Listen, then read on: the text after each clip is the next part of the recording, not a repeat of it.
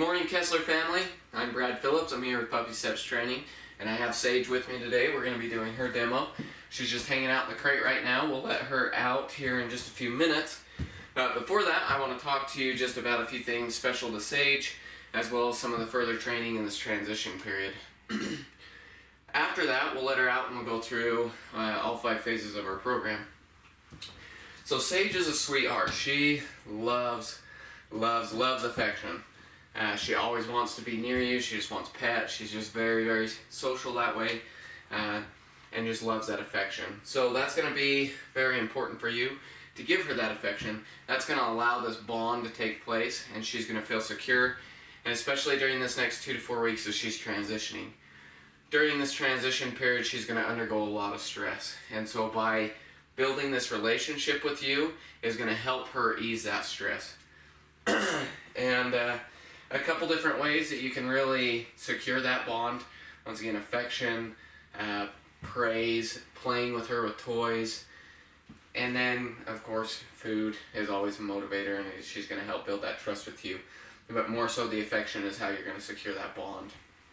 During this transition period and all this stress, you can guarantee that she's going to have a loose stool, and she's going to have to go to the bathroom more frequently, as well as she just might not seem her chipper, happy self. She'll just be a little bit nervous, and so making sure that you understand that, you don't overly stress her out. And so don't really force these high expectations with the commands. You're going to want to expect the manners. You want her to still be a good dog, but you don't want to really push her too far that you break her down. And so, once again, just remember though, expect the manners. She has to be good, but just don't stress her out even more. So like I said, she's just a very sweet dog. So we got her when she was a little bit older. She was actually 4 months old when we started the training. So some of the socialization gap had already been filled. And because of that, she has a few little anxious tendencies. Nothing really bad, but sometimes she does seem a little bit stressed out. And she'll either just want to go and lie down, like in her crate or in a doghouse, or she'll come right in your lap and just want you to pet her. Now that's fine, but we don't want to overly,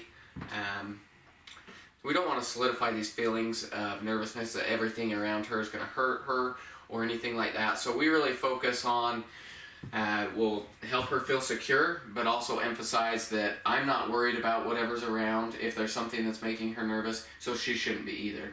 And you can also kind of flood them with that. Just expose them to a lot of it right as soon as you figure out that she's a little bit nervous with it, and just pay no attention to it. You can go about doing commands with her, playing fetch while everything's going around. Something like that just shows her that, you know what, it's not going to hurt me. It's just a noise, or it's just an object. And you might find things in your home that she's a little bit nervous of. It's amazing to me, little things that dogs will pick up on. A couple of years ago, I had a dog that was just terrified of Christmas trees, and another one that was just terrified of our end table. And so it's just random things that sometimes, if a dog's not used to, they can seem a little bit nervous of. And during that time, once again, you just show them that it's nothing to be afraid of. It's not going anywhere. Get over it. So we've also been working on this with gunshots. You did mention that you like to hunt. Now, because of some of these anxious tendencies, it's going to take a little bit more training before she completely overcomes being a little anxious with gunshots. Now, we've spent a lot of time on it, but the way that you want to continue with this is making sure that you have a good set of distance between you and her with a gun. And so when I train for this, I'll do about 200 yards away, and I want to get her focused, whether it's food, birds especially, if you can get like pigeons or some pheasants and tie one wing, and let her chase and play with the pheasant while you're like 200 yards away shooting. That just kind of makes it background noise, and it's something really exciting to her. She absolutely loves birds, which is great. You want that high prey drive, as well as that's going to help you overcome this little bit of gun sensitivity. So as she really realizes that this is background noise and she's focusing on the bird, then you gradually move closer and closer and closer. And really, so you don't overdo it, this should take a couple weeks. And then the same thing as you get closer, as soon as you shoot, get that bird going, throw it out there, let her chase it, make it so that the gunshot is background noise. And that's what we've been doing right now. We've been about, 60 or 75 yards away. With a bird, she's completely fine. She pays no attention to the noise. We've been gradually working in. But as she's going to a new place and new people, it's not a bad idea to start that length over again. Or if you find a trainer in your area that does gun breaking and hunting style training, that would help out a lot too. But use a bird, that's the secret there. We've also went ahead and collar conditioned her, so she is great with an e-collar. The reason I did it is just for this recall command where she was getting older, she was getting a little bit more confident and liked to go chase birds and kind of go check things out, and so I e-collar conditioned her. Now she is just amazing with the come command. As soon as you hit that recall, I don't have to shock her, I don't have to even beep anymore. It's just as soon as I say her name and tell her to come, she turns around and bolts right back, and it's awesome. So I would recommend using the e-collar. It's also a great way to start training through pressure and really expecting these higher levels of obedience. There's a lot of great online resources that you can look at if you don't feel comfortable, and that way you can learn how to use an e-collar. Now, let's see. So a couple things just specific to our program.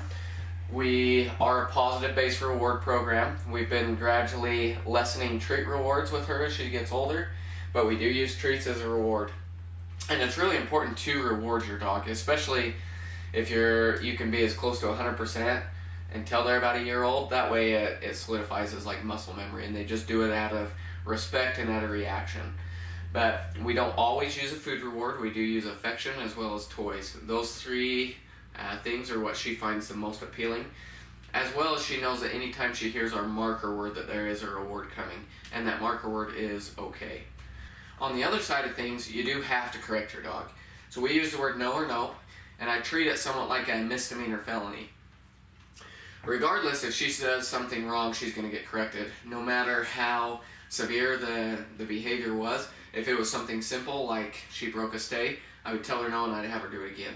Whereas if she did something more serious, like she jumped up on me or tried to steal food, I'd be a lot more firm in the way that I present that word. And I do that by adjusting my voice fluctuation and my body language. Those two factors are what she's going to read the most. So now we're going to move on. We're going to pull her out and show you her manners. So the first one that I'm going to show you is her gates and her doorways. So anytime she comes out of the crate, we go through a house door, I expect her to hold a stay. Should be an automatic behavior. If she were to break, I might simply close the door, lift up my leg and walk her and tell her no. But for the most part, it should be automatic.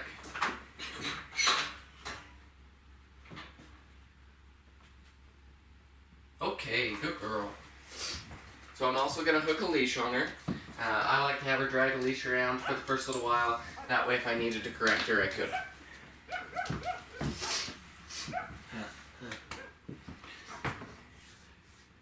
Yeah, you see your toy, huh? Come here. Now, we also have what we call as our greeting, and that's what she just did here. Anytime I call her to me, I expect her to sit down. I won't give her any attention unless she is sitting.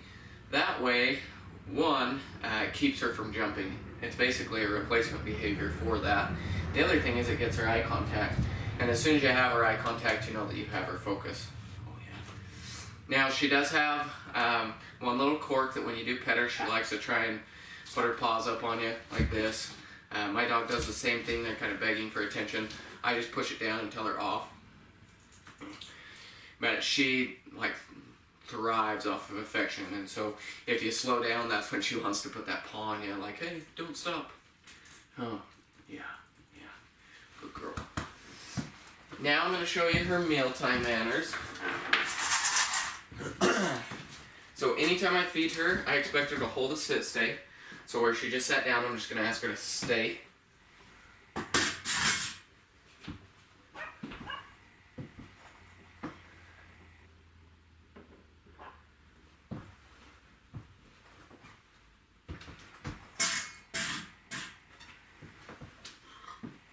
Okay, good girl. Now, we spend a lot of time handling her when she eats, making sure there's no food aggression. I can stick my hands in the bowl, move it around, take it from her, and she should be just fine with that.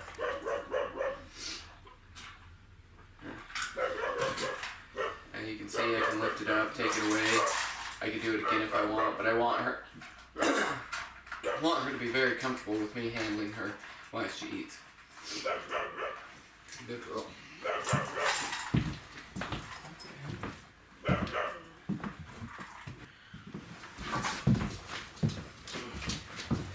So, along with handling her when she eats, we also just like to make a habit of handling her in general, with her ears, her paws, her tail, just any part that could be overly sensitive. We want to make sure that there's no aggression, as well as we handle her mouth.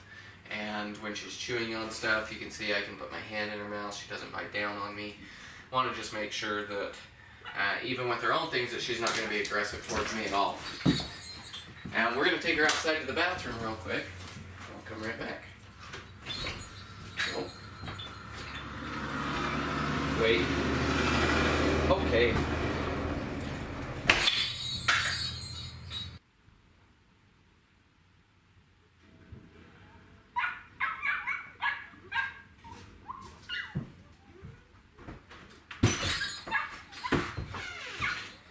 Okay. Also expecting that she does wait at the doorways. Good girl. And I'll go into house training here in just a few minutes, but I want to continue with just aggression and resource guarding. So we also spend a lot of time making sure that she's not going to be aggressive over her own things, toys, chews, anything like that, which I've never seen her be aggressive towards anyone, any dog. She's just super, super sweet.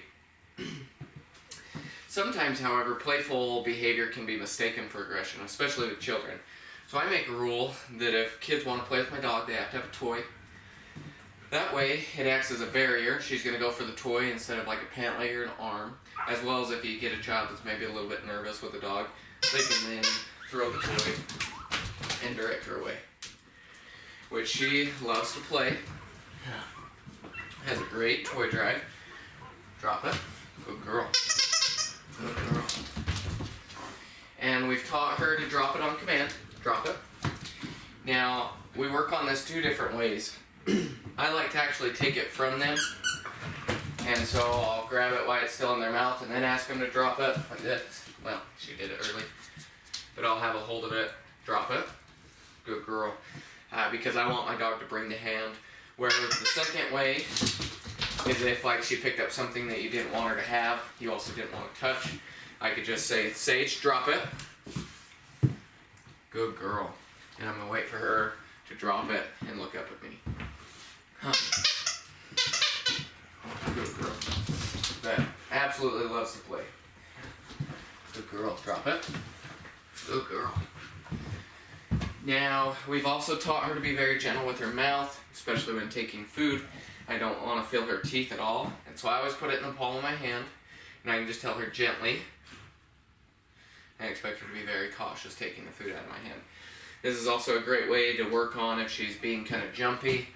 I can just pull it back and tell her gently if she lifts up off the ground. Good girl. But she's very good with that. However, though, you want to avoid giving it to her between your thumb and forefinger because that is just asking her to bite you. We actually work on it so that, if a kid delivers a treat that way, they're not going to get their hand bit. But it's just a smart thing just to avoid giving it to her that way. Good girl. Now, let's see. The next two are ones that you need to set a precedence right off the bat. She has to understand what your expectations are. And so the first one is jumping. Jumping has been a big one for her to overcome. Especially, she gets so excited that she'll even just kind of lean into you and kind of lift her front legs off the ground. And we don't want any of that. So we've taught her the command off. And that's if she tried to jump up on me or tried to jump up on a crate or on a table or anywhere. Tell her off and expect her to get down. Now, if she was running at me and I thought, she's going to jump on me, it's important that you never step backwards. As soon as you step back, it's basically encouraging her to come even a little bit quicker. And so instead, you always want to step into her. That way you restrict the space, and you're going to throw her timing off that probably won't jump anyway. But then if she does, I'll bring my knee up into her chest, and I'll block her, and I'll tell her off. The goal is actually to get them good enough that they go onto their back, because that way you put them in a submissive posture. as well as that puts you in more of an dominant or an alpha position. Now, if she had someone that she really wanted to jump on, sometimes it's a child, it just depends, because dogs have this pack mentality and they need to learn to respect everyone in your family. And so if she decides she wanted to jump on one specific person, I would take her by the leash, have that person call her over. If she tried to jump, I would pop her twice. Just 2 quick pops. You're not trying to yank her really hard, but 2 firm pops, tell her off, back up, do it again. But she has done good with that. Like I said, sometimes it's more she leans into you and tries to get your attention, and so in that case, I'll just block her. Good girl. Now the next one is chewing. So Sage has lost all of her baby teeth as well as her molars have come in. So teething is no longer an issue. However, dogs' mouth are basically like our hands. That's how they feel things. And so she still needs to chew. And you need to give her adequate things to chew on. And so different toys, so she gets different textures and different pressures. As well as positive reinforcement with chewing. And so I'll give her bully sticks or marrow bones when we have a downtime and she's going to be just hanging out. The other thing is you don't want to give her free access to all of her toys. If you do, she's going to get bored with it and she's going to go and try and find something new to chew on. And so if I gave her something to chew on and she left it, I would immediately take it away. That way I keep kind of this novelty effect. So that concludes our manners. So now we're going to go into our obedience commands. We're going to start with come and watch me. Those are our 2 most basic commands. We teach them from day 1. And then I'll show you hand signals for sit, down, stay, go to bed, crate, and then we'll cover leave it as well. So the first one is watch me, and all it is to get eye contact. Dogs have this single track mind. Whatever they're looking at, that's what they're going to be focused on. And so if you can get that eye contact, you can get her focus. And so we work on this a lot of different ways. If I can distract her. Watch me. Okay, good girl. I'm just looking for that quick eye contact. I can even put food right in front of her face. Watch me. Watch me. Okay, there you go. Good girl. And I'm going to wait for that eye contact. Very simple, but it's very useful if you just need her to focus on you. It's one that I work on quite a bit, especially with food. Just trying to really make sure that it's motivating to her to look at me. We also treat her name very similar. And I use her name as almost an informal recall. When I say her name, then I'll deliver come here or something like that. And the come command, in my opinion, is the most important command that you have. And so it's one that I like to work on a lot, and I like to really make sure that it's solid. That way when I really need the command, it's in place. And so it's important that you don't burn out the command. And the way people do that is first by overuse. If she's only 3 feet away, there's no sense in calling her to come. Instead, you can, Sage, come here! Something like that, high pitch, get down, make yourself real enticing. She's going to jump up and come to you. Same thing as I don't want to continue to call her to come, come, come, come. If you do that, she's going to get almost callous to it and no longer want to come. So instead, I work on it a lot and use it only when necessary. I also don't want to use it if I know she's going to fail. And so if she's clear out there, she's not going to be able to hear you. You don't have a collar, an e-collar on, or a leash. Don't sit there and scream at her. Instead, if you can somehow get her attention, whether you go out and get her or something like that. The other thing is if you are yelling at her and she finally does turn around and come, you can't then get mad and scold your dog. Otherwise, you're just teaching her never to come to you again. So instead, you want to keep, if you use this command, you want to keep it very positive. Excuse me, I have a little bit of a cold. So it's hard to show in here. Now she jumped up. Just because we don't have a lot of room. I would say her recall is pretty impressive, super solid. That's it. So what I would do if I had more room and I was actually going to call her, I would just, Sage, come! Okay, good girl. And I would reward her as soon as she got to me. I'm not waiting for a sit, I'm just rewarding that behavior of her coming to me. Good girl. So when you work on this, I like to start with a long lead, and I'll let her just explore. And every minute or two, I'll call her to come. If she doesn't, I'll reel her in. But when she does come, I'll give her a treat, let her go again. So I'll do that 10 times of calling her for no reason other than to give her a reward for that one time I call her, and maybe we go inside or we end the fun of some sorts. Oh, good girl. After she's doing really well on the long lead, then I'll take her somewhere different, do it again, make sure that she's responding in, with new distractions. Then I'll let her off in an area where I still have somewhat control, whether it's a fenced-in backyard or a fenced-in play area, something like that. With the e-collar, I would do that same thing somewhere where you have control, where she's not going to be able to hide. But what I would do is I would call her to come along with a tone, which depending on your e-collar, mine's on the side. So I'll call her to come with a tone every once in a while, and then also if she hesitates, I'll call her to come and then I'll pop her once. Come here, Sage. Come here, good girl. You're looking for a toy now. Good girl. But I would look up some resources on e-collar conditioning if you've never done it before. There's a lot of great videos. But she does very, very well, very responsive. It's given us the opportunity that she can go almost anywhere without a leash, and she's very responsive. Oh, good girl. So now our hand signals. The first one is sit, and sit is just a little scoop up over the nose. Down, I'll take my hand flat and I'll tell her down. No, down. Good girl. And then stay is just a stop sign. Stay. Now she has phenomenal stays. I think you've seen the video where we jump over her. We can run circles around her. I can throw food on the ground. She's really great. Okay, good girl. Now we do have both a sit and a down stay. If I put her in a sit stay, sit, stay. I don't care if she lays down. However, if she's in a down stay, she's not allowed to sit up.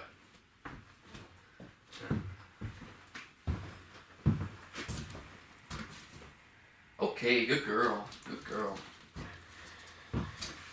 She does have great stays, like I said, but don't be satisfied with them. Always try and improve. We add what we call the 3 Ds, and that's distance, duration, distraction. Those 3 things build a solid stay. So the next 2 commands don't necessarily have hand signals, but I always put myself in a position where she can read my body language. So for instance, the crate command, come here, say crate, is I'll just be in the air and I'll point. The crate command, you don't want to burn out either. Okay, because if you only use it when you're going to lock her up, pretty soon she's not going to want to go in. Crate, I like to use it randomly throughout the day just to give her a treat, and do it, a handful of times. She does know she's expected to stay when put in there. Okay, and that release is a reward in itself. Very similar, I can tell her, Sage, go to bed. And I don't care what position she's in, as long as all 4 paws are on the bed, and then once again she is expected to stay. Okay, good girl. Go to bed. Nope. Go to bed. Good girl.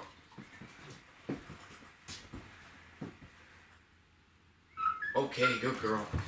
Now the last one is leave it. So we work on leave it 2 ways as well. We teach her that leave it means leave it permanently, that she can't turn around and go get whatever it is. So we work on it a lot with walks. If I had a hold of the leash, leave it. I expect her just to walk away, even if it's a treat. You can see I just added just a little bit of pressure, and she should just walk away. The other way we do this, is we like to make it fun. So I'll tell her, leave it.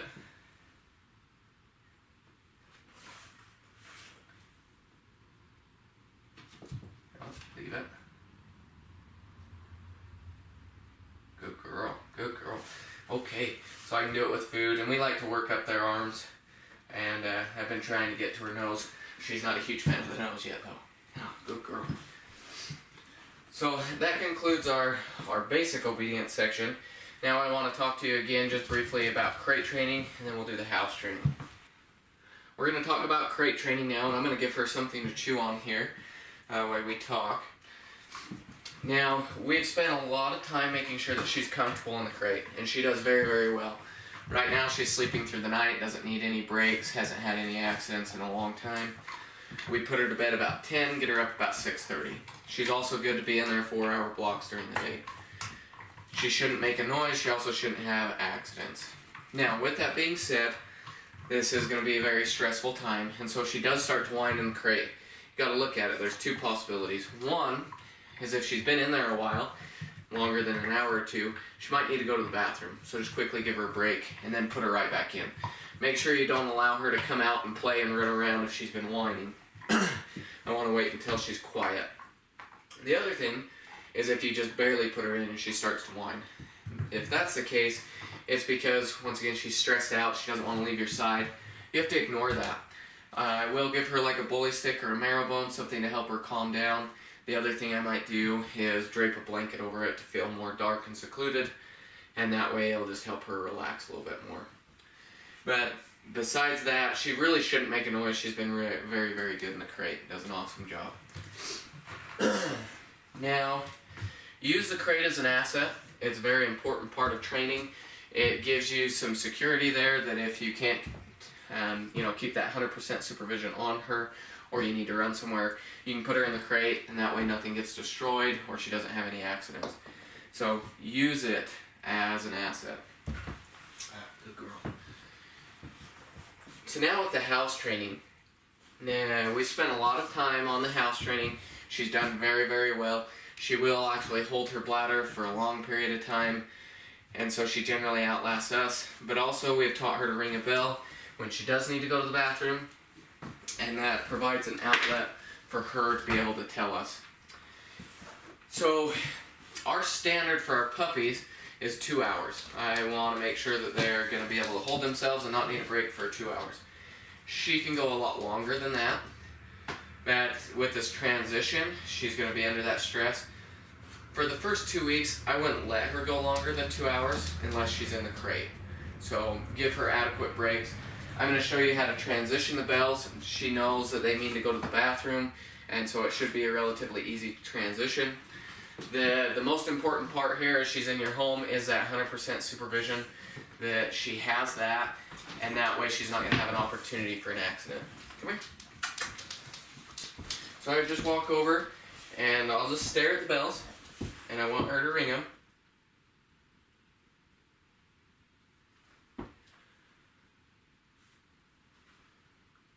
I'm going to direct all my attention towards the bells.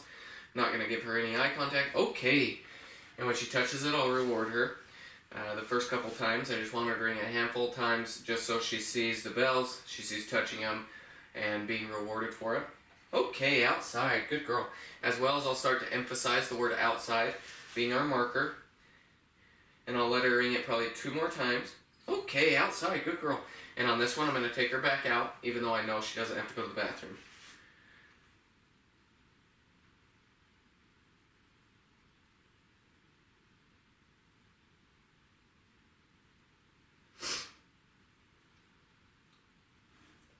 Okay, outside, good girl. So now we're going to go out. And I am going to take her by the leash. That way I get to direct her to one spot in the yard, as well as she doesn't get to go out and play. She is expected to wait at the doorway. Okay, good girl.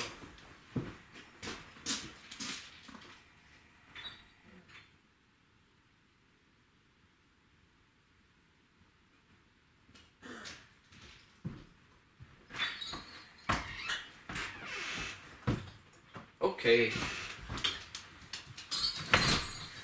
Now, if I were doing this for the first time at your house, I would turn around, have her ring the bells again, and I'd go back outside.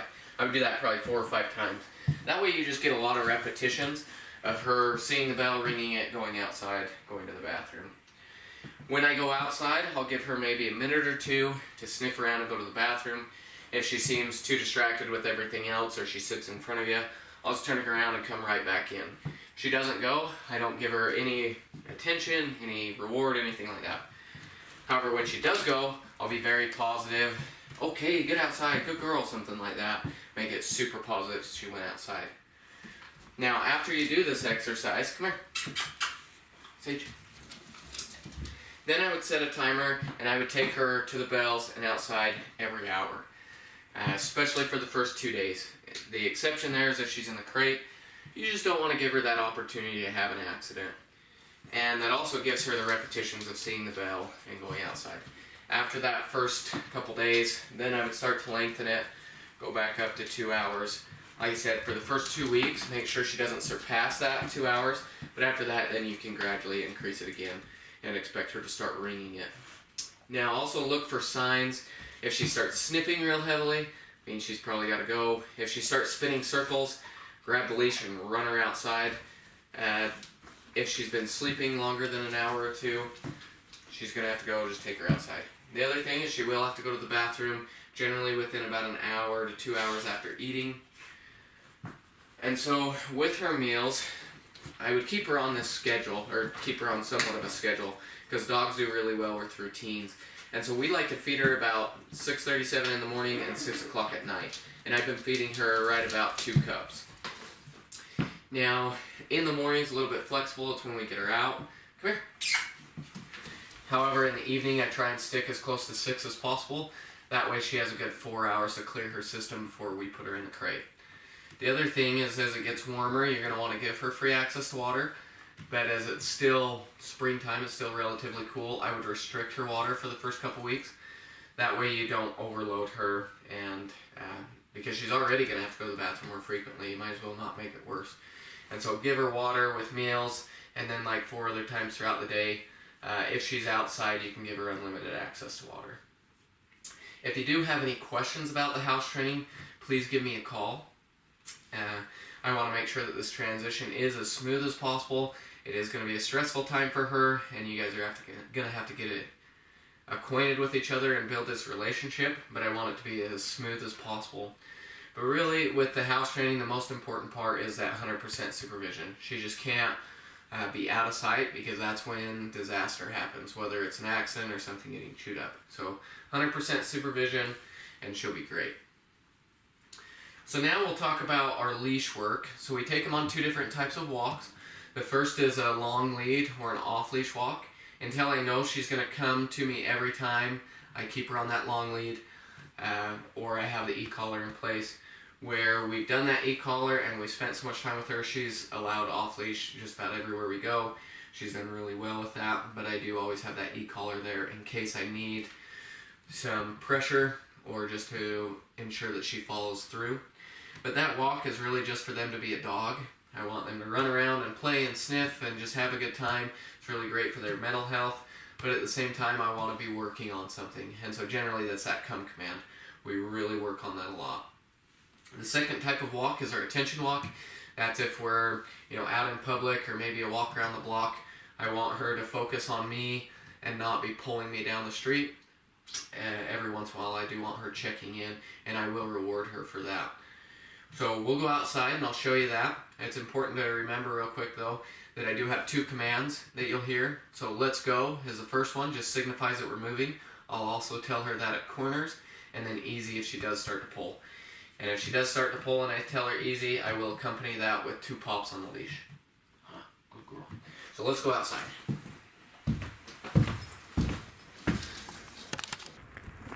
Let's go. So when I start this type of walk, I like to get her attention, and so I'll ask her to sit there and get her focus on me. Good girl. And then I'll tell her let's go when we start to move, as well as when we turn. Nope, I know, I just told you. And then if she starts to pull, I'll tell her easy. So I'll tell her let's go.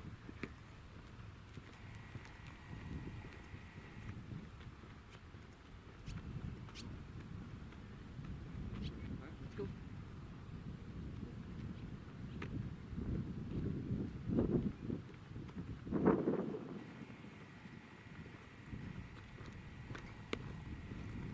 Girl. Let's go. Let's go. This is my expectation though, that she has this nice loose leash. She doesn't have to be staring at me, but I don't want her pulling.